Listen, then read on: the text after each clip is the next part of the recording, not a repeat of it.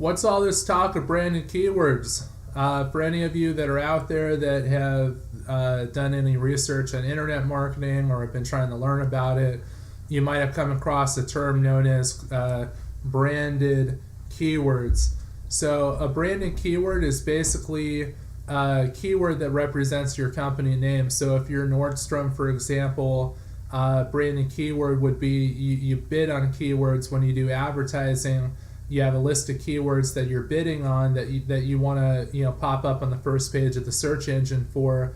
So for Nordstrom, they would want a branded keyword would be the word Nordstrom.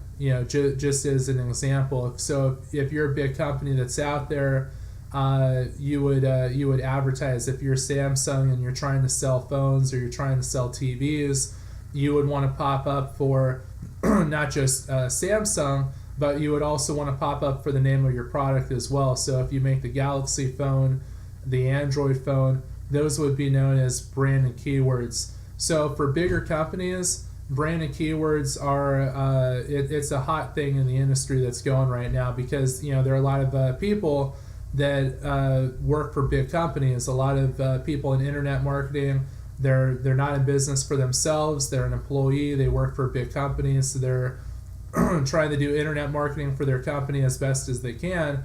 And so for them, branded keywords are a big thing.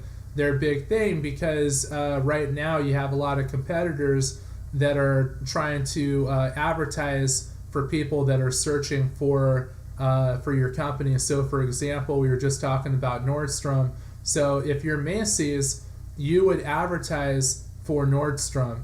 If you are JCPenney, you would advertise for Nordstrom because if somebody's looking for Nordstrom, they're probably looking for clothes, they're probably looking for shoes or whatever.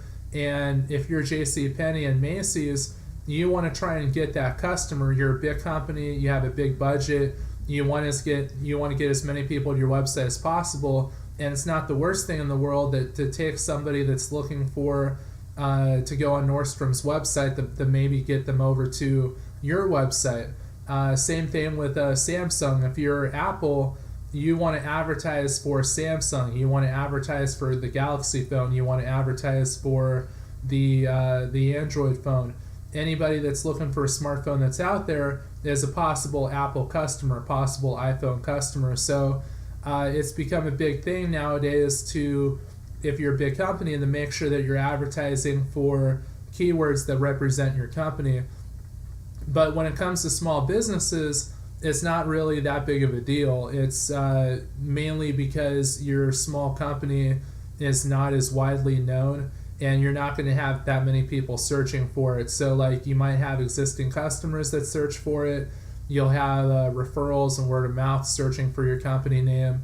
But in terms of being that you're likely not going to have competitors that are bidding on your name. You're just not that as likely to do that. You might think to yourself, well, I got this rival. There's this company that's out there that knows me, that doesn't like me, and you're a little concerned of making sure that they're not bidding on your company name, making sure that they're not trying to take your customers. The odds of that happening are slim. Like I don't see that happen that often, but it's not something that happens just because there's just not as many people out there that search for it. The search volume is so low for a small business for a branded keyword versus a more national company, a more well-known company, a branded company. The difference in numbers is a pretty big difference. So it's something that I wouldn't recommend. If you have $100 budget, $200 budget, your money is going to be better spent on keywords that you're trying to get new customers for versus trying to keep the same customers that you already have. So that's what I would recommend doing. If you have a bigger budget, if you're doing like $1,000 a month or a couple $1,000s a month, then you could, make sure, double check and make sure that you're getting anybody that's targeting your company name to make sure that those people are going to your website and bid on your own company's branded keywords.